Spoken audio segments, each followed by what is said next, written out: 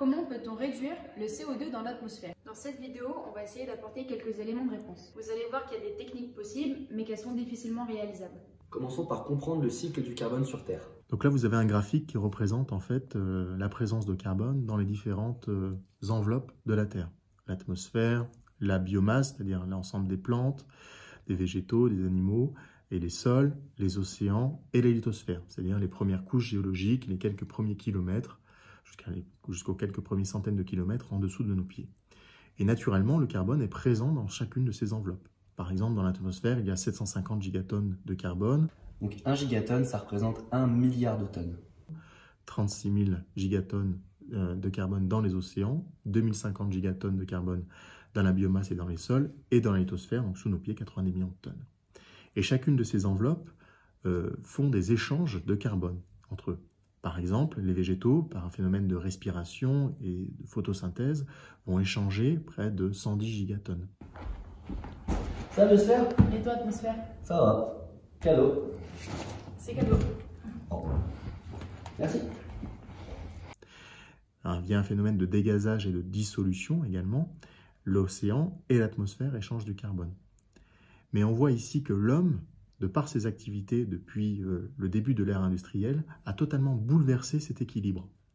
Et il réémet par la combustion d'énergie fossile près de 10 gigatonnes par an de carbone directement vers l'atmosphère. Ça va, lithosphère? Et toi, atmosphère?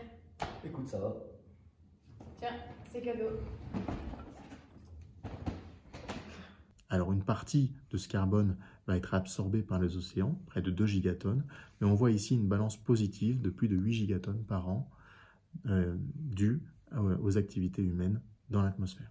Est-ce que c'est une bonne chose que les océans absorbent tant de CO2? Donc effectivement, il y a près de 2 gigatonnes par an de carbone qui peut être absorbé par les océans, mais cela n'est pas sans conséquence pour l'ensemble de la vie aquatique, puisque ça va participer à une acidification des océans, donc ça va bouleverser l'ensemble de la vie, et puis ça va aussi contribuer à appauvrir l'océan en oxygène dans les 1000 premiers mètres de profondeur. Donc ça va avoir une conséquence très importante sur la vie aquatique, sur la faune et la flore dans les océans. Alors, comment résoudre ça? Donc effectivement, face à l'augmentation de cette concentration de CO2 anthropique depuis plusieurs dizaines d'années, différentes solutions peuvent être mises en jeu. Ce sont des solutions qui aideront à limiter les flux de CO2, qui ne résoudront pas totalement le problème. Mais on parle déjà de séquestration du CO2 par la biomasse, par l'activité des plantes notamment. Il peut y avoir aussi des voies de séquestration qu'on appelle océaniques. Donc l'idée c'est d'injecter le CO2 en très grande profondeur et former des lacs de CO2 dans les océans. Mais ça, il faut séquestrer le CO2 à plus de 3000 mètres de profondeur. Et puis il y a d'autres idées aussi, comme la séquestration du CO2 dans des réservoirs géologiques. En fait, il faut imaginer la Terre comme une accumulation de strates, comme un millefeuille. Et certaines couches du millefeuille sont très poreuses. C'est comme un gruyère, en fait, dans lequel on peut injecter ce CO2 et le séquestrer pour quelques dizaines, centaines, milliers d'années dans ce sol. Il y a des conditions à cette solution.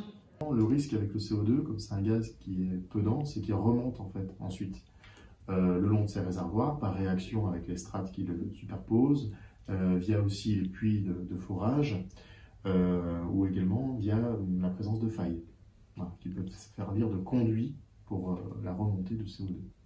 Donc une des solutions qui peut être intéressante ici et qui est proposée, c'est la séquestration du CO2 par voie minérale, par carbonatation, qui offre ici une capacité de stockage de l'ordre de 10 000 à 1 million de gigatonnes de carbone, avec des temps de résidence très longs. Donc l'idée, en fait, c'est ici de séquestrer le CO2 pour plusieurs milliers d'années. J'ai travaillé dans le cadre de ma thèse sur la séquestration minérale du CO2. Donc l'objectif était d'étudier la réactivité de certaines roches. Donc ici, ce sont des olivines emprisonnées dans une matrice de basalte. Donc on en a à proximité dans la région, notamment dans le Massif central. Et ces roches-là ont la propriété de réagir avec du CO2. Et par réaction avec le CO2, elles forment ce qu'on appelle ici des carbonates, de la calcite. C'est la roche blanche qui est présentée ici. D'accord, cette chose-là est possible, mais ça coûte combien? Effectivement, on se confronte dans le cadre de cette solution de stockage à un problème de coût aujourd'hui, effectivement, séquestrer du CO2 dans des carbonates, par exemple, par carbonatation, c'est de l'ordre de 50 à 100 $ la tonne de CO2. Ça correspond à 1000 milliards de dollars pour 10 gigatonnes de CO2. C'est 4 fois la recette nette de la France. C'est un budget qui est très important. On a des techniques pour séquestrer du CO2, une partie des émissions en tout cas. Mais effectivement, on se confronte à différents verrous. Tant qu'on parlera d'argent, ça sera difficile. Mais là, on ne parle pas de réduction de CO2 dans l'atmosphère, juste un équilibre naturel. Comme on vous l'a montré sur la vidéo conséquence, il sera très dur et très compliqué de revenir en arrière. Lors de notre voyage au Sénégal, nous avons pu rencontrer le service de l'agriculture qui nous a expliqué qu'aujourd'hui, ils étaient dans l'obligation d'aller trouver des plantes qui ont une durée de pousse beaucoup plus courte que celle actuelle. Et trouver aussi des plantes qui consomment beaucoup moins d'eau. Parce que la saison des pluies se raccourcissant, se déplaçant, l'agriculture telle que le Sénégal la connaît aujourd'hui doit être complètement modifiée. Certains endroits qui accumulaient l'eau de pluie ne tiennent plus l'année et on est obligé de créer des barrages de façon à contenir cette eau-là avant qu'elle reparte trop vite à la mer, chose qui, il y a 20 ans, ne se produisait pas. Je vous dis à bientôt pour une prochaine vidéo.